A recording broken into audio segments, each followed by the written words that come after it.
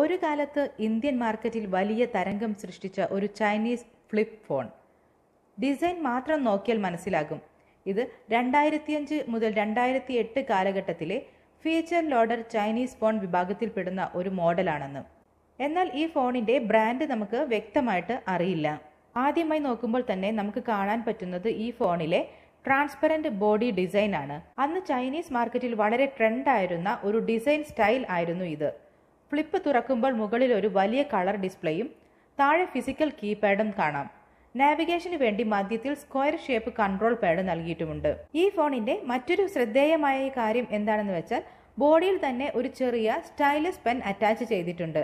അതായത് ഇത് touch support ചെയ്തിരുന്നിരിക്കാം. അന്ന് ടച്ച് സ്ക്രീൻ എന്നത് വലിയ ബ്രാൻഡുകളിൽ പോലും അപൂർവമായിരുന്ന സമയത്ത് ചൈനീസ് ഫോണുകൾ ഈ രീതിയിൽ സ്റ്റൈലും ഫീച്ചറും ഒരുമിച്ച് കൊണ്ടുവന്നു.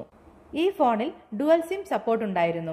അതാണ് അന്ന് ഇന്ത്യയിൽ ചൈനീസ് ഫോണുകൾ ഹിറ്റായതിന്റെ പ്രധാനപ്പെട്ട ഒരു കാരണം. 2 നെറ്റ്വർക്ക് ഒരേ ഫോണിൽ ഉപയോഗിക്കാം എന്നത് അന്ന് വലിയൊരു കാര്യമായിരുന്നു. ബാറ്ററിയുടെ കാര്യം പറയുകയാണെങ്കിൽ 2000 mAh വലിയ ബാറ്ററിയാണ് നൽകിയിരുന്നത്. ആ കാലഘട്ടത്തിൽ ഇത് വലിയൊരു കപ്പാസിറ്റി ആയിരുന്നു. സ്റ്റാൻഡ് ബൈ ബാക്കപ്പ് വളരെ ശക്തമായിരുന്നിരിക്കണം. ചിലപ്പോൾ അത് 3 തൊട്ട് 4 ദിവസം വരെ ഉപയോഗിക്കാൻ സാധിക്കുമായിരുന്നു. ഈ തരത്തിലുള്ള ഫോണുകളിൽ സാധാരണയായി MP3 player, FM radio, memory card support, Bluetooth, camera തുടങ്ങിയ ഫീച്ചറുകൾ ഉണ്ടായിരുന്നു. ലൗഡ് സ്പീക്കർ സിസ്റ്റം കാരണം സൗണ്ട് വളരെ ഹൈ ആയിരിക്കും.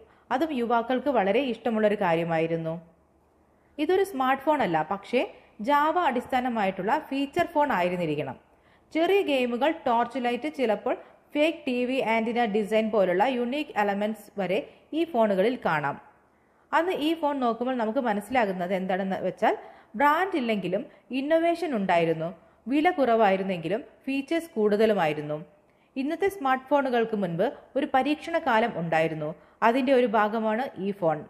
ഈ ഫോണിന്റെ കൂടുതൽ ഡീറ്റെയിൽസോ ബ്രാൻഡ് നെയിമോ നിങ്ങൾക്ക് അറിയാമെങ്കിൽ കമന്റ് ചെയ്യൂ.